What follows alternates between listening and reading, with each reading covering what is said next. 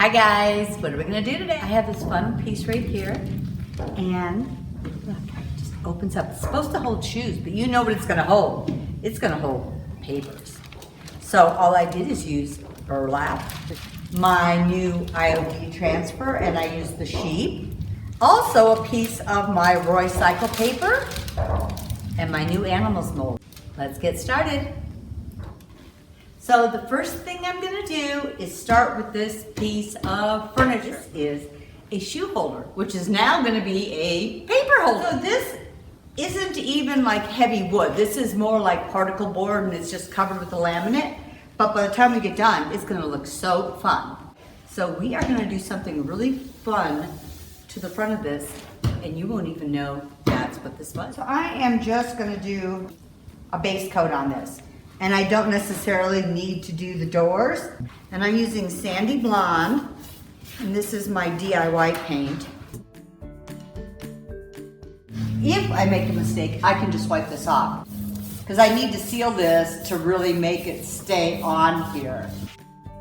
This is a clay-based paint. It really helps to add some water to it. I finally bought one of these fun mister bottles. And it really does work really nice. I'm just gonna paint all the way around this. I can leave the doors because we are going to cover those, and then we'll move on. I painted this. It's still a little damp in areas, but I'm gonna seal it when I'm done. I just wanted to get the base coat on, and then we're gonna get to the doors, and afterward, if I need to touch up the sides, I will, but then I will seal it. We are gonna be gluing a sheet of burlap on each of these doors. I needed a template, so I could cut my burlap to cover these two doors. So I took a sheet of paper, I made this as a template, and what I have is a burlap bag.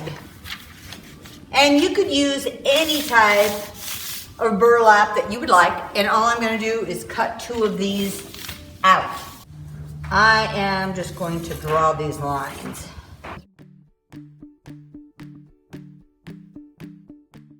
So I'm cutting through two layers. One is for each door. So I'm lining this up on here, and I'm trimming up any excess. I'd rather have it just a tad bit smaller than too big. If I have it a little small, it's okay, because this is very stretchy, and when I glue it down, and when it's all covered and sealed, it won't make any difference. I'm gonna use my Titebond Quick and Thick, and I'm going to glue this to this cabinet. So I'm using my Titebond Quick and Thick. It is very thick. I'm putting it on this door. I kind of put a little water on my brush because this is very, very thick.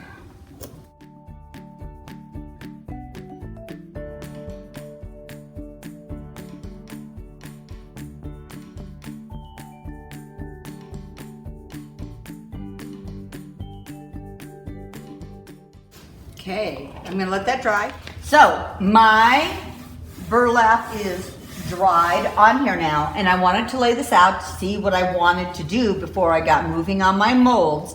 I decided I am going to use a piece of my cute paper.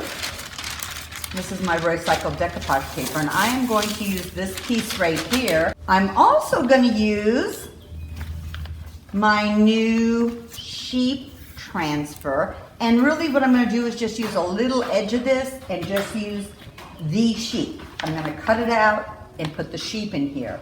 And then I decided what I am gonna do is put my molds here. So I know kind of how I'm gonna lay it out. So what I'm gonna do is get my molds all done up, and then we're gonna come back over, glue them on, and start doing our finishes on here. So I am gonna use my new Farm Animals mold. And this is called Village Market. And I put some cornstarch in each of my molds.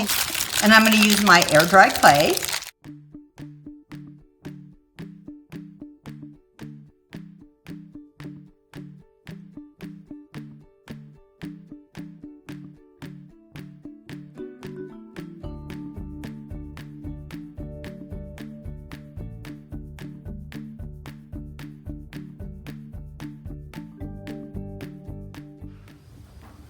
Okay, we are going to glue these down onto our board. Okay, so now that I've got these molds, I am going to carefully use my Tight Bond Quick and Fit and glue these to my burlap.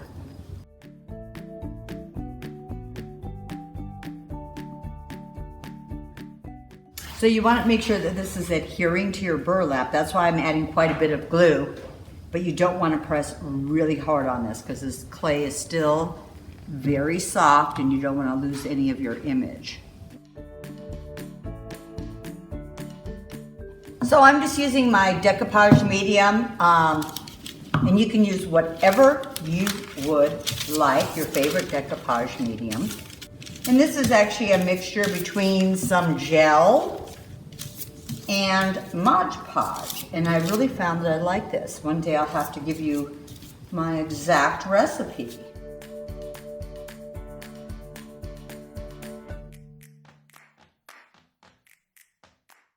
And I find this medium works better. It doesn't seem to wrinkle thin paper as much, but I'm also putting it on this burlap, so I really want to make sure I have a really good seal on here.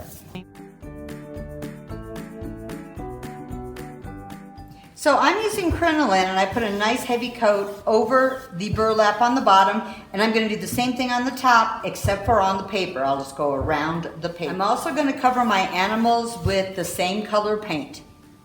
So I'm going to let this dry, and then we're going to coat it with a sealer. Okay, so my sealer is dry. I am now going to put my transfer on. I'm going to start with this edge because it's got the sealer on it. It should adhere. You still need to hold on to it because you have a lot of bumps in this.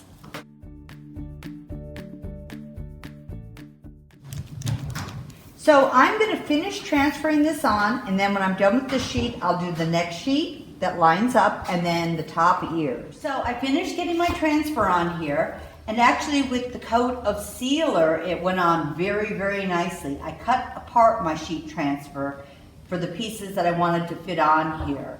So I changed it up a little bit. And then on the top of this, I used some other parts of that same transfer and put it on top of this. And then I've sealed it all once again so that my transfer will stay secure. And what we're going to do now is we are going to finish up these animals. So with my pig here, before I painted him, I used my metal stamps and I pressed in EST, established, and then the date that's up here, 1893. You really can't see it yet, but you will soon. I'm using my layered chocolate from DIY, and I really like using this paint for this, because since these pieces are sealed, I am just going to go over them all, let them dry, and then I'm going to wipe back so the darkness will fill into the crevices of the animals. So on this one, all I'm going to do is just paint the animals. I'm not painting around it. If you wanted a darker look on your burlap, you could do that and wipe it back. I kind of like the way this one looks as is.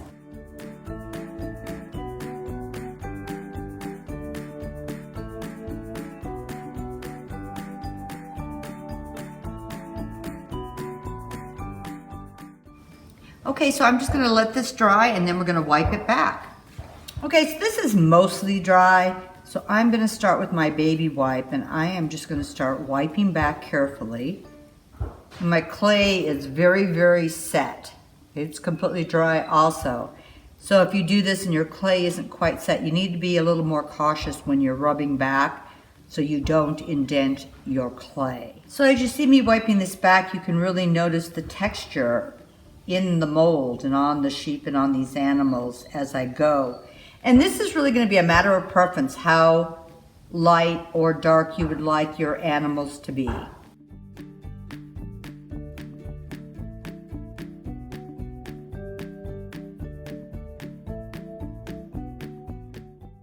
I'm just going to let this wetness dry just for a moment, and then I'm going to do one more seal over this, and then we'll be done. So I am just going to seal over my animals.